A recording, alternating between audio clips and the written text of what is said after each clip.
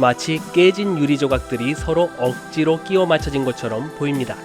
얼음 표면 위로 수많은 갈라진 선이 가로지르고 있는 특이한 모양의 천체, 목성 주위를 돌고 있는 위성 유로파입니다. 이 천체의 지하 세계에는 엄청난 깊이의 바다가 출렁이고 있습니다. 이 미스터리한 바다의 비밀을 풀기 위해 나사에서는 지난 2024년에 탐사선도 날려보냈죠. 유로파는 목성의 95개가 넘는 위성들 중 하나입니다. 갈릴레이 4대 위성 중 하나이기도 하죠. 1609년 갈릴레오 갈릴레이가 망원경으로 처음 발견한 이오, 유로파, 가니메데, 칼리스토 이 4개의 위성들은 목성 주위를 도는 가장 크고 중요한 위성들입니다. 유로파의 지름은 약 3120km로 지구의 달보다 약간 작습니다. 유로파의 겉모습은 어떨까요? 표면 전체가 매끈한 얼음으로 덮여 있는데요. 얼음판이 깨진 자국이 마치 누군가 유리를 깨뜨리고 다시 이어붙인 듯한 모습입니다. 그런데 흥미로운 점은 이 부서진 얼음판들이 마치 빙하 위에 떠다니는 유빙처럼 움직이고 있다는 사실입니다. 이 말은 곧 얼음 밑 어딘가에 액체 상태의 무언가가 있다는 뜻이죠. 그리고 유로파는 반사율이 굉장히 높은 천체입니다. 태양빛의 약 64%를 반사하죠. 참고로 지구의 달은 약 12%밖에 반사하지 않습니다. 그래서 유로파를 멀리서 바라보면 표면이 새하얗고 매끈하게 보이는데요. 하지만 가까이 다가가 보면 그 위에 그려진 복잡한 무늬들이 눈에 띄죠. 갈색과 붉은 빛이 도는 선들이 얼음 위를 가로지르면서 마치 퍼즐 조각처럼 이어져 있습니다. 이 무늬들을 리네아라고 부릅니다. 라틴어로 선을 의미하는데요. 지하에서 얼음이 갈라지며 생긴 균열과 지각의 이동 흔적입니다. 과학자들은 유로파의 얼음 지각이 약 15에서 25km 두께라고 보고 있습니다.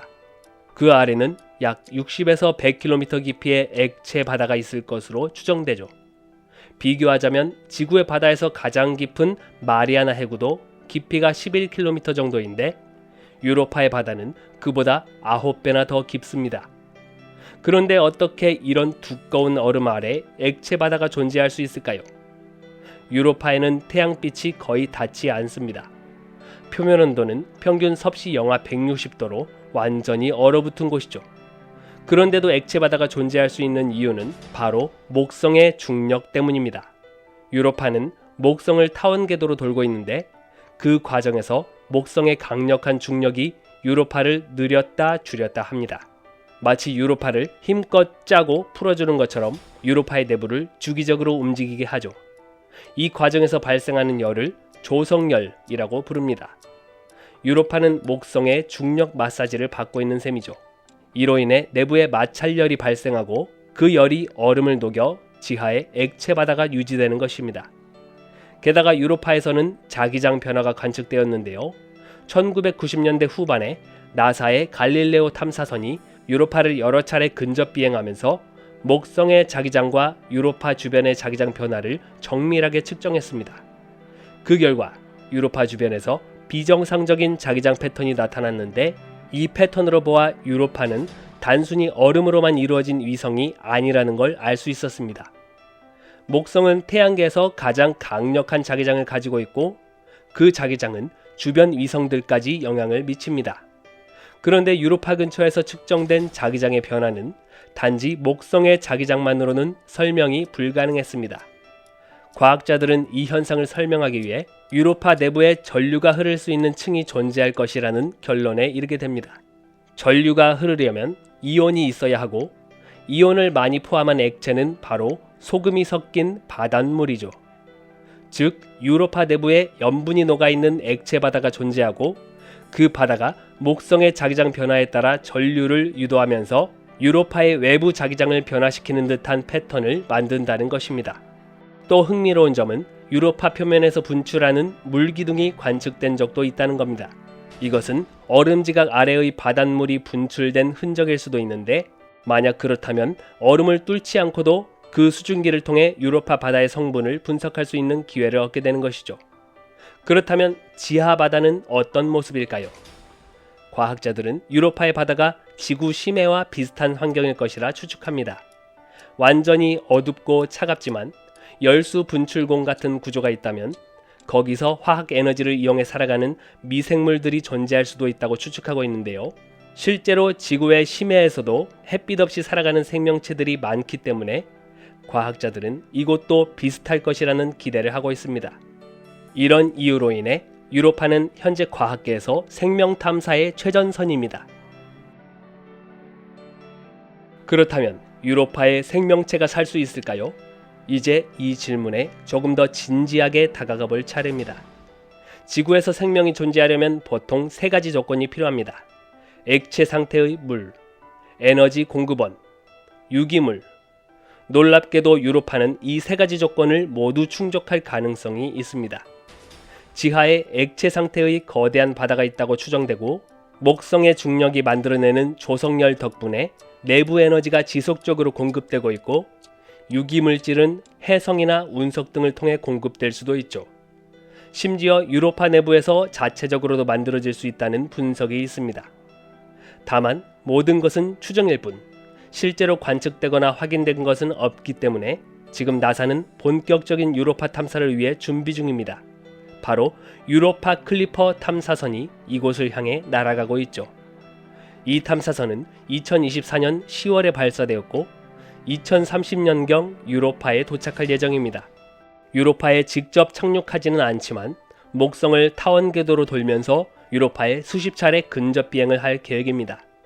이 탐사선에는 다양한 첨단 장비들이 탑재되어 있죠. 얼음 지각 아래의 구조를 30km 깊이까지 투시하는 레이더, 유기물, 염분, 수소, 산소 등 분자 성분을 분석하는 스펙트로미터, 지하 바닷물의 흐름과 염도를 측정하는 자기장 탐지기, 지형을 정밀 촬영하는 고해상도 카메라, 지표면의 온도 변화를 탐지하는 열 감지 센서. 이 모든 데이터를 통해 과연 유로파 바닷속에는 생명의 흔적이 있는지 자세히 연구하게 될 것입니다. 만약 유로파 클리퍼 탐사선이 유기물 흔적을 포착하게 된다면 그 다음 단계로 잠수정 드릴 탐사선까지 구상하고 있습니다. 이 잠수정은 유로파의 얼음을 뚫고 그 아래의 바다로 들어가서 유로파 바닷속을 직접 촬영하고 분석하게 되죠. 이런 기술이 아직 완전히 준비된 건 아니지만 2030년대 중반에는 유로파 지하바다에 진짜로 들어가 볼 수 있을 거란 전망도 나오고 있습니다. 유로파, 그저 작은 위성 하나에 불과할지도 모릅니다. 하지만 그 얼음 아래에 바다가 존재한다는 가능성 하나만으로 인류는 수십 년간 시선을 떼지 못하고 있죠. 지하에 액체 바다가 있다면 그곳에 생명도 있을 수 있다는 어쩌면 단순해 보이는 가정입니다. 생명이란 과연 무엇일까요? 그 시작은 어떻게 설명할 수 있을까요? 물과 에너지, 화학 성분이 있다고 해서 생명이 만들어질 수 있다고 주장할 수 있나요?